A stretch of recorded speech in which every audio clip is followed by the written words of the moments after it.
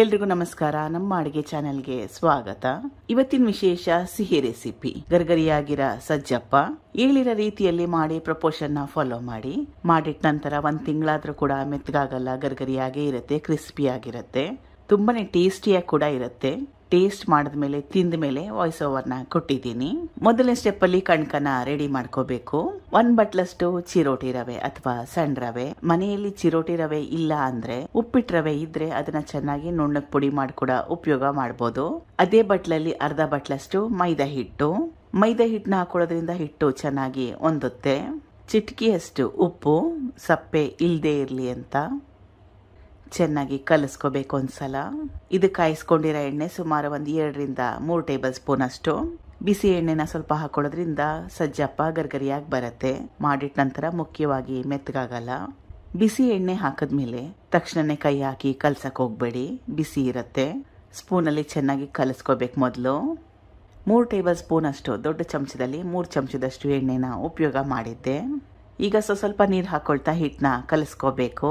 ಹಿಟ್ಟಿನ ಕನ್ಸಿಸ್ಟೆನ್ಸಿ ತೆಳುವಾಗೂ ಇರಬಾರ್ದು, ಗಟ್ಟಿಯಾಗೂ ಇರಬಾರ್ದು. ರವೆನ ಹಾಕಿರೋದ್ರಿಂದ ಹೊಂದಲಿಕ್ಕೆ ಸ್ವಲ್ಪ ಸಮಯ ಬೇಕಾಗುತ್ತೆ. ಈ ಕನ್ಸಿಸ್ಟೆನ್ಸಿಯಲ್ಲಿ ನಾದ್ಕೊಂಡಿದ್ದೀನಿ. ಇದನ್ನ ಸುಮಾರು 1 ಅರ್ಧ ಗಂಟೆ ನೆನೆಯಕ್ ಬಿಡಬೇಕು.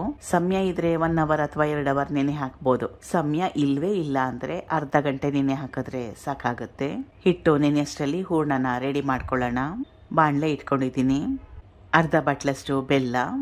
ಒಂದೇ ಬಟ್ಲನ್ನ ಉಪಯೋಗ ಮಾಡಿ, ಇದು ತುಂಬಾನೇ ಮುಖ್ಯ. 3 ರಿಂದ 4 ಟೇಬಲ್ ಸ್ಪೂನ್ ಅಷ್ಟು ನೀರು. ಇಷ್ಟೇ ನೀರು ಸಾಕಾಗುತ್ತೆ. ಬೆಲ್ಲ ಕರಗಿದ ನಂತರ ಬೆಲ್ಲ ಕೂಡ ನೀರು ಬಿಡುತ್ತೆ. ಬೆಲ್ಲ ಚೆನ್ನಾಗಿ ಕರಗಿದೆ, ಪಾಕ ತೆಗಿಯೋ ಅವಶ್ಯಕತೆ ಇಲ್ಲ. ಅದೇ ಬಟ್ಲಲ್ಲಿ 1 ಬಟ್ಲಷ್ಟು ಒಣ ಕೊಬ್ಬರಿ ತುರಿ, ಹಸಿ ತೆಂಗಿನ ತುರಿನ ಕೂಡ ಉಪಯೋಗ ಮಾಡ್ಬೋದು. ಒಣ ಕೊಬ್ಬರಿ ಮೊದಲು ಕಪ್ಪು ಭಾಗನ ತೆಗೆದು ತುರಿದು ಮಿಕ್ಸಿಯಲ್ಲಿ 1 ರೌಂಡ್ ಹಾಕಿ ಪುಡಿ ಮಾಡಿ ಸೇರಿಸ್ತಾ ಇದ್ದೀನಿ. ಬೆಲ್ಲ ಕರಗಲಿಕ್ಕೆ ನಾವು ಜಾಸ್ತಿ ನೀರನ್ನ ಹಾಕ್ತಾ ಇಲ್ಲ. ಆಮೇಲೆ ಹಸಿ ತೆಂಗಿನ ತುರಿನ ಕೂಡ ಉಪಯೋಗ ಮಾಡ್ತಾ ಇಲ್ಲ. ಕೇವಲ 5 ನಿಮಿಷದಲ್ಲಿ ರೆಡಿ ಮಾಡ್ಕೋಬಹುದು ಹೂರ್ಣನ. ಒಣ ಕೊಬ್ಬರಿ ಹಾಕಿದ್ಮೇಲೆ 5 ನಿಮಿಷ ಸಣ್ಣ ಉರಿಯಲ್ಲಿ ಇಟ್ಕೊಂಡು ಬೇಯಿಸ್ಕೊಂಡ್ರೆ ಸಾಕಾಗುತ್ತೆ. ಹೂರ್ಣ ರೆಡಿಯಾಗಿದೆ. ಕೊನೆಯಲ್ಲಿ ಕುಟ್ಟಿಟ್ಕೊಂಡಿರೋ ಏಲಕ್ಕಿ ಸಿಪ್ಪೆ ಸಹಿತವಾಗಿ 2 ಟೇಬಲ್ ಸ್ಪೂನ್ ಅಷ್ಟು ಗಸಗಸೆ. ಇದು ಹಸಿ ಗಸಗಸೆ, ಹುರ್ಕೊಂಡಿರೋದಲ್ಲ. 2 ಪದಾರ್ಥಗಳನ್ನ ಹಾಕಿದ್ಮೇಲೆ ಚೆನ್ನಾಗಿ ಕಲಿಸ್ಕೋಬೇಕು. ಪಾಕ ತೆಗಿಲಿಲ್ಲ ಅಂದ್ರೆ ಮಾಡೋದು ತುಂಬಾನೇ ಸುಲಭ ಆಗುತ್ತೆ. ಮಾಡಿದ ನಂತರ ಹೂರ್ಣ ಗಟ್ಟಿ ಬರೋದಿಲ್ಲ. ಪಾಕ ತೆಗೆದ್ರೆ ಒಂದೊಂದ್ಸಲ ಹೂರ್ಣ ತಣ್ಣಗಾದ್ಮೇಲೆ ಗಟ್ಟಿಯಾಗೋ ಚಾನ್ಸಸ್ ಇರುತ್ತೆ. ಸಂಪೂರ್ಣವಾಗಿ ತಣ್ಣಗಾಗಬೇಕು.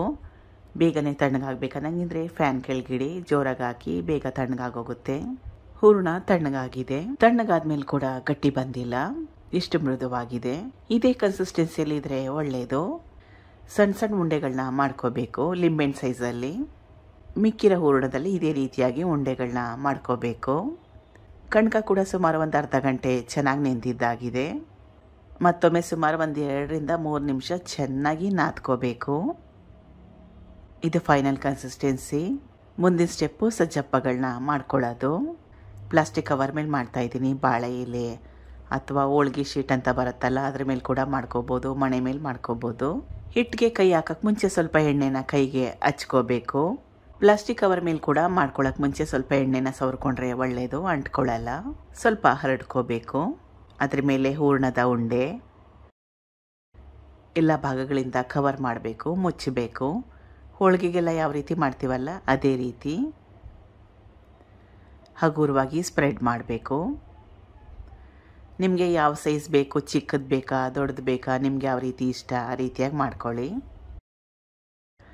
ನಾನು ಹೇಳಿರೋ ಅಳತೆಯಲ್ಲಿ ಮಾಡಿಕೊಂಡ್ರೆ ಸುಮಾರು 10 ರಿಂದ 12 ಸಜ್ಜಪ್ಪಗಳನ್ನ ಮಾಡ್ಕೋಬೋದು. ತುಂಬಾ ದಪ್ಪನೂ ಬೇಡ, ತೆಳುವಾಗೂ ಬೇಡ. ನೋಡಿ, ಈ ಕನ್ಸಿಸ್ಟೆನ್ಸಿಯಲ್ಲಿ ಮಾಡ್ಕೋಬೇಕು. ಎಣ್ಣೆನ ಮೊದಲೇ ಕಾಯಕ್ಕೆ ಇಟ್ಕೊಂಡಿದ್ದೆ. ತುಂಬಾ ಐ ಫ್ಲೇಮ್ ಬೇಡ.